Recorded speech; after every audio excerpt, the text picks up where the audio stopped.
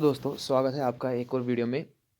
आज हम बात करेंगे जो बहुत सारे स्टूडेंट्स का क्वेश्चन रहा है कि सिलेक्शन प्रोसेस कैसे रहेगी और क्या कौन सा स्कोर हमारा सेफ रहेगा और सिलेक्शन प्रोसेस क्या रहेगी और जो एडिशनल मार्क्स है वो कैसे दिए जाएंगे। तो आज हम इस मौजू पर बात करेंगे। तो जिनमें स्टार्ट करने से पहले जिन लोगों ने भी अभी तक चैनल को सब्सक्राइब नहीं किया तो प्लीज़ इस चैनल को सब्सक्राइब कीजिए और सपोर्ट दिखाइए ताकि हम आगे भी ऐसी इन्फॉर्मेटिव वीडियोज़ आपके लिए लाते रहें।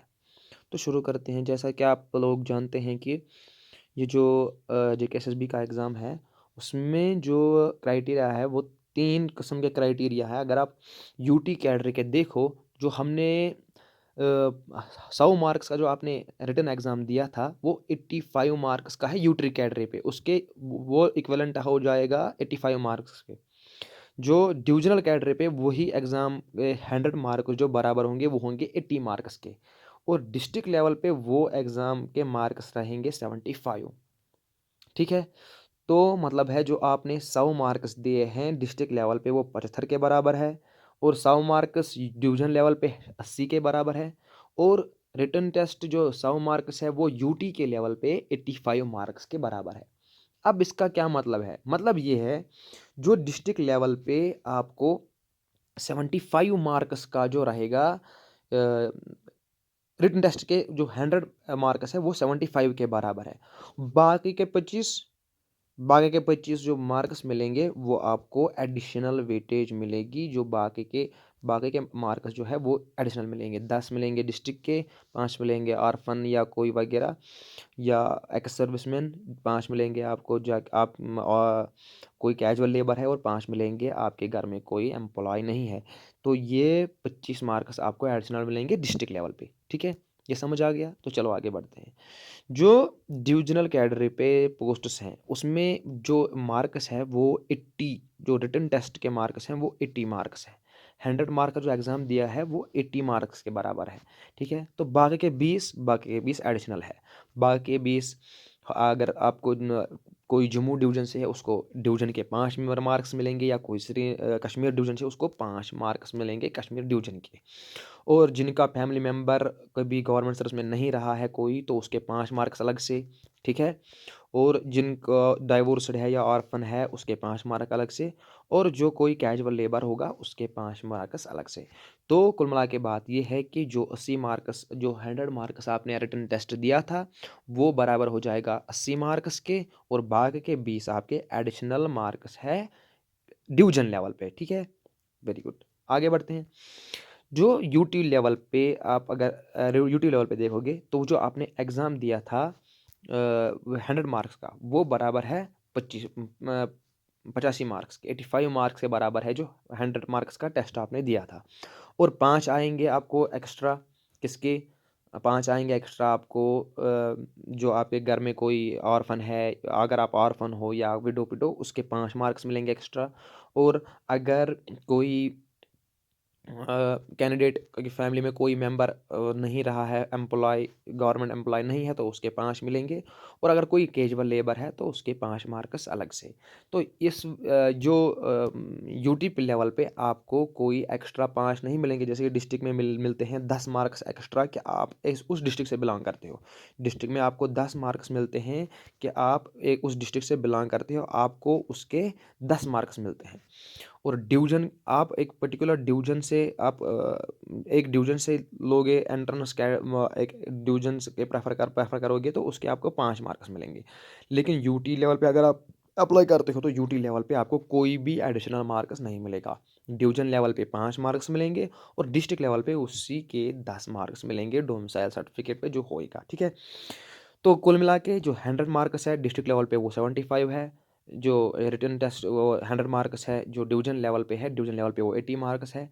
और यूटी के लेवल पे वो 85 है। 85 मतलब 15 है एडिशनल, डिवीज़न लेवल पे 20 है एडिशनल और डिस्ट्रिक्ट लेवल पे 25 है एडिशनल। ठीक? अब बात करते हैं आगे की। अब जो रिटन टेस्ट के बाद सिलेक्शन कैसी होगी? रिटन टेस्ट के बाद आपको जब ये मार्क्स अलॉट किए जाएँगे, आप डिस्ट्रिक्ट लेवल डिस्ट्रिक्ट कैडर पे कर रहे हो अप्लाई या डिविजनल या यूटी पे, आपको वो एडिशनल मार्क्स देने के बाद कट ऑफ होएगा। ठीक है, आपको सिलेक्ट करना पड़ेगा कि आप डिस्ट्रिक्ट लेवल पे कर रहे हो डिस्ट्रिक्ट कैडर पे या यूटी या डिवीजन लेवल पे, फिर कट ऑफ उसी के अकॉर्डिंगली होगा, फिर उसी के अकॉर्डिंगली कट ऑफ होगा। ठीक है, उसी के अकॉर्डिंगली आपको मार्क्स ऐड किए जाएंगे। अगर किसी ने कहा है कि मेरे घर में एम्प्लॉय है तो उसको 5 मार्क्स नहीं मिलेंगे। अगर किसी ने फॉर्म में लिखा है मेरे घर में एम्प्लॉय नहीं है तो उसको 5 मार्क्स नहीं मिलेंगे अगर किसी के घर में एम्प्लॉय है। ठीक है, लेकिन अगर किसी ने फ्रॉड गलत तरीके से बोला है कि मेरे घर में एम्प्लॉय है नहीं, लेकिन उसके घर में एम्प्लॉय है, तो उसकी जो वेरिफिकेशन होगी, तो जैसा कि जेकेएसएसबी की नोटिफिकेशन के माध्यम से आप बात करें तो उसके हिसाब से उसकी जेकेएसएसबी की आईडी जो है वो बैन हो जाएगी। ठीक है, 5 सालों के लिए, जैसे कि उन्होंने बोल दिया है। तो इसीलिए उसका एक ही सोल्यूशन है कि आप वेरिफिकेशन के लिए ना ही जाए तो बेहतर है। ठीक है, तो जो सिलेक्शन होगी वो इसी पे होगी कि पहले आपको वो मार्क्स अलॉट किए जाएंगे, फिर ये एडिशनल मार्क्स अलॉट किए जाएंगे, फिर सिलेक्शन लिस्ट आएगा। तो अब बात रहती है कि बहुत सारे स्टूडेंट्स कहते हैं कि सेफ स्कोर क्या है, सेफ स्कोर क्या है। देखिए, सेफ स्कोर पर्टिकुलरली हम कह नहीं सकते कि ये सेफ स्कोर है, लेकिन एक बात हम गारंटी के साथ कहेंगे, एक बात हम गारंटी के साथ कहेंगे कि देखिए, अगर कोई ग्रेजुएट है, ग्रेजुएट अगर एलिजिबल रहे तो 60 से ज़्यादा स्कोर रहेगा कट ऑफ। ठीक है, 60 से ज़्यादा ये मान के लीजिए। अगर वही ग्रेजुएट हम नेगलेक्ट करें, ग्रेजुएट्स को अलाउ नहीं किया गया, एलिजिबल नहीं किया गया, तो वही स्कोर जो है वो लेस देन 60 रहेगा, कट ऑफ रहेगा लेस देन 60। ठीक है, कॉमन सेंस है, ग्रेजुएट होंगे तो 60 से ज़्यादा कट जाए, 60 से ज़्यादा कट जाएगा। ग्रेजुएट को एलिजिबल नहीं किया गया तो 60 से कम 60 से कम कट ऑफ रहेगा। ठीक है, और भी बात और भी फैक्टर्स रहते हैं, बहुत सारे फैक्टर्स कट ऑफ के लिए। क्यों? क्योंकि ये डिस्ट्रिक्ट वाइज सिलेक्शन होगी। डिस्ट्रिक्ट वाइज सिलेक्शन होने की उसका क्या मतलब है कि कट ऑफ बहुत अलग अलग डिस्ट्रिक्ट्स का अलग अलग कट ऑफ होगा। जैसे कि मान के लीजिए श्रीनगर का कट ऑफ फॉर एग्जाम्पल 60 रहा, तो अनंतनाग का कट ऑफ 60 नहीं रहेगा, वो 58 रहेगा। कुछ कम या कम रहेगा ना। तो जैसे कि श्रीनगर का रहेगा फॉर एग्जांपल कट ऑफ 60, तो शोपियान का तो 60 नहीं रहेगा, राजौरी का तो 60 नहीं रहेगा। ठीक है, क्योंकि वेरिएशन आती है, क्योंकि अर्बन एरियाज़ में ज़्यादा फैसिलिटीज़ होती है, बच्चे भी ज़्यादा पढ़ते हैं और कंपटीशन भी ज़्यादा होता है और बच्चे भी ज़्यादा होते हैं, फॉर्म भी ज़्यादा अप्लाई होता है, तो कंपटीशन भी ज़्यादा रहता है। तो उस हिसाब से कार्ड भी थोड़ा हाई होगा। और जो डिस्ट्रिक्ट्स है जिनमें ज़्यादा मतलब फॉर्म नहीं हुए हैं, फॉर्म सबमिट नहीं हुए हैं, तो उनमें ज़्यादा फैसिलिटीज़ भी अवेलेबल नहीं होती है, कोचिंग भी ज़्यादा अवेलेबल नहीं होता है, तो उनमें कट थोड़ा कम होगा। तो डिस्ट्रिक्ट वाइज भी ये डिपेंड करेगा कि कौन से डिस्ट्रिक्ट, किसी डिस्ट्रिक्ट में से 60 भी होगा तो किसी डिस्ट्रिक्ट में 50 भी कट होगा। जैसा आपने देखा होगा कि बहुत सारे एग्जाम्स में जो देखा गया है कि शोपियान का काट जो है वो बहुत कम रहता है, राजौरी का कम काट रहता है, तो डोडा का कम काट बहुत रहता है, कुलगाम का काट थोड़ा शोपियान से ज़्यादा रहता है, और अनंतनाग का काट कुलगाम से ज़्यादा रहता है, तो श्रीनगर का काट अनंतनाग से हाई रहता है। तो ये चीज़ें वहाँ पे देखने को मिलेगी काट के हिसाब से डिस्ट्रिक्ट लेवल पे। ठीक है, तो बहुत सारे फैक्टर्स हैं। बाकी आप टेंशन मत लीजिए, आपने पढ़ा था या नहीं पढ़ा था, आगे बहुत सारी पोस्ट्स आने वाली है जिनमें आपको प्रिपेयर रहना पड़ेगा। प्रिपेयर कीजिए खुद को, इंशाल्लाह आप सिलेक्ट होएंगे। अल्लाह ताला रिज़िक सबको देता है, ऊपर वाले ने बनाया है तो रिज़िक भी वही देगा। तो आप टेंशन नहीं लेनी, पोस्ट आएंगे, आप मेहनत कीजिए, आप इंशाल्लाह ज़रूर कामयाब होंगे। तब तक मिलते हैं अगले वीडियो में, तब तक के लिए शुक्रिया, खुदा हाफिज़। और चैनल को ज़रूर ज़रूर ज़रूर ज़रूर सब्सक्राइब कीजिएगा। Thank you.